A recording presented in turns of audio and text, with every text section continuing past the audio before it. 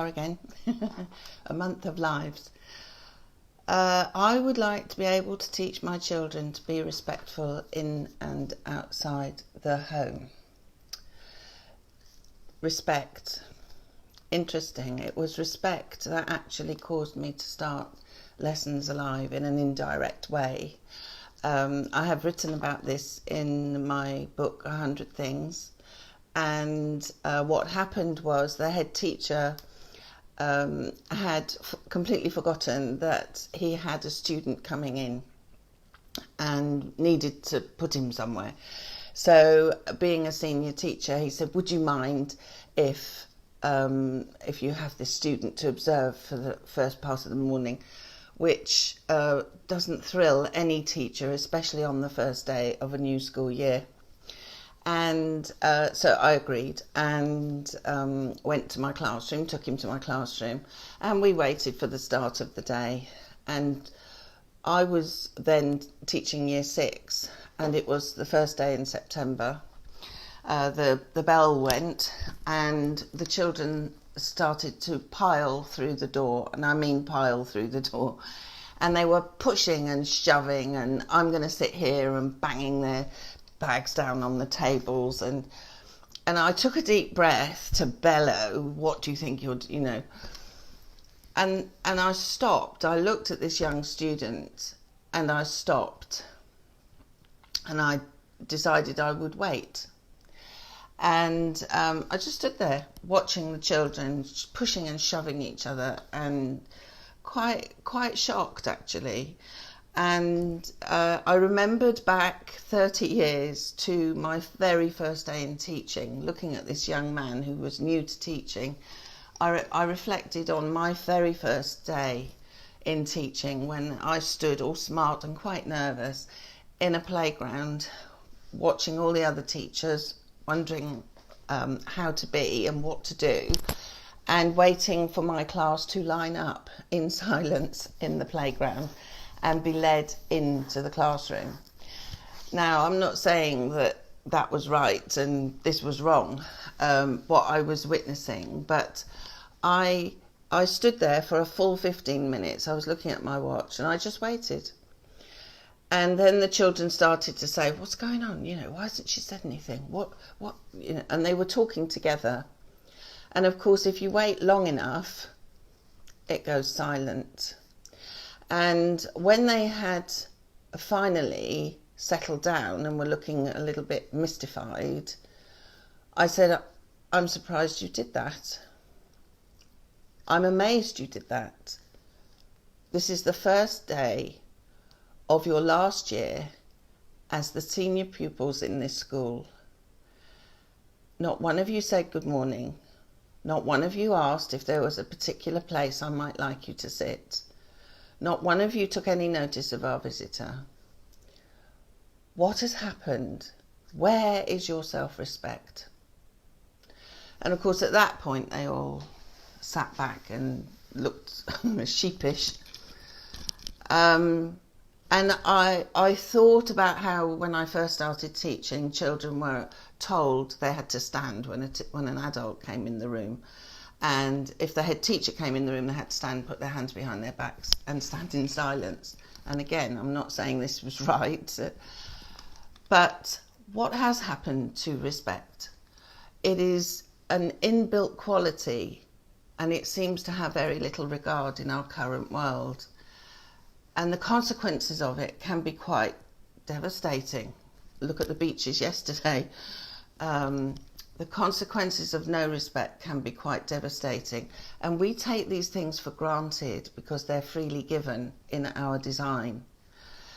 And this mother that asked me about respect, she said, I keep trying to keep my lounge as my special place. I don't mind them playing everywhere else, but I want my lounge to be my special place, and they keep messing it up. So I said, well, have you talked to them about it? And you may think it's an odd thing for me to be concerned about, but as a teacher, when I trained, we were trained to act in loco parentis. What that meant was, when the parent isn't there, you are the parent. And I would want the children to be respectful, not because I am the great I am, but because of who they are, and because of who I am, and because of what we are. And to teach children to be respectful, you have to teach them a little bit about who they are.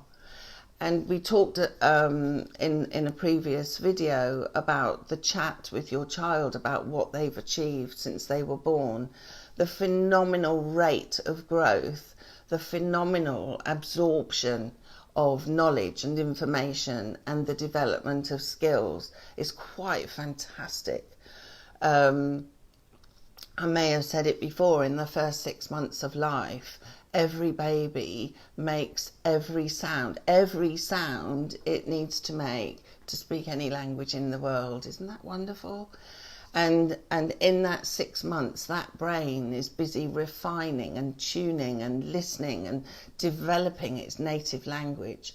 And by the time a child is 5 years old, it needs to have its first language secure, the structure. It may not have all the vocabulary, but it will have the structure and all the the correct way of expressing itself, which is fantastic. And once you've got one language, then you can understand how languages work, and you can begin to develop further languages. So one of the things I do often when I meet children at first, they're not very good at something, which is why parents have asked me to come. Either they've got a negative attitude, or their work isn't as good as it might be.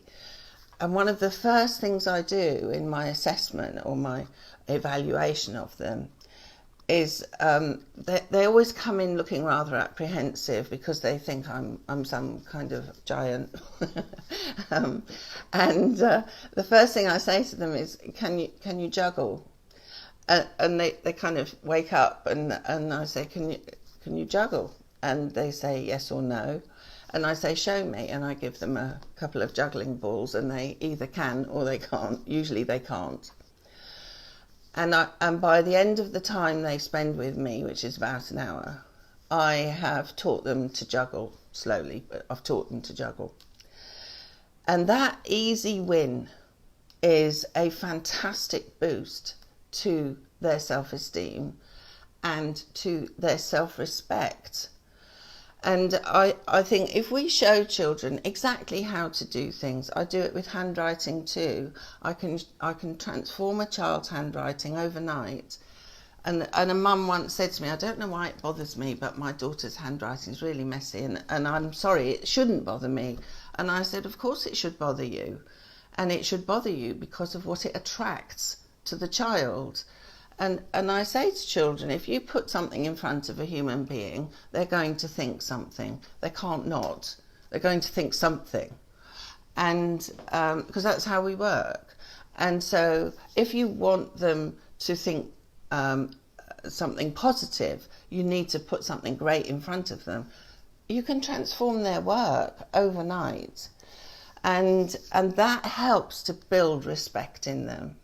And then if you want them to be respectful at home, have rules, have, you can't go there, you can do this, you're free to make as much mess as you like here, but please don't disturb this because it matters this much to me. Always give a reason, always give a reason. And I loved it in my classroom when on the first day, I would say, as one person put it, I always showed them the four walls and then they behaved themselves. One of the things I used to say was, I need to be in a room where I can trust people, and this is our room for the year. I want to know I can trust you, so I'm going to tell you that sometimes I leave money in my drawer accidentally, and I hope it will never go missing. And the money never went missing. The chocolate, yes, but money, no. Now, I hadn't said chocolate, so unless you include it on the list, they take it very literally.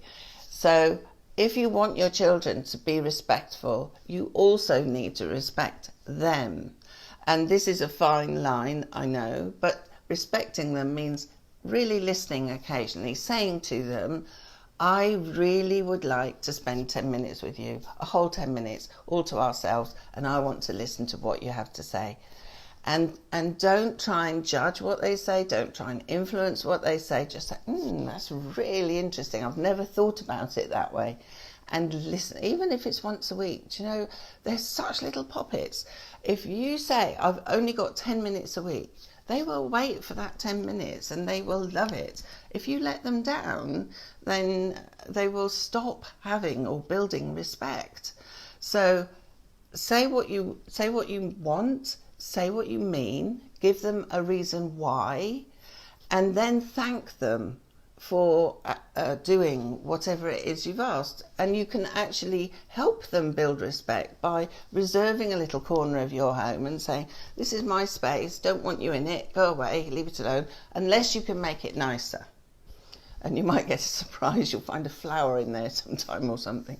But if you explain to them why something is important, and you respect why, if you say your room's a whole mess and I'm going to tidy it up if you don't, do you know how to tidy it up? Do you want help to tidy it up? And is there something you don't want me to touch? But have respect for them too. It's a mutual thing. And there'll be much nicer, happier people because of it. Because when you don't have self-respect, it's not pleasant. It affects self-esteem, it affects confidence, and you can't have respect for others, or so they tell me, but I think it's true. I think it's true, looking at the evidence of the world. And we're massively short on respect at the moment in the culture, as far as I can see. So yes, show them how to be respectful, tell them, give them reasons, and good luck. Have a nice day. Hope it's not so hot today. Thank you for watching. Bye.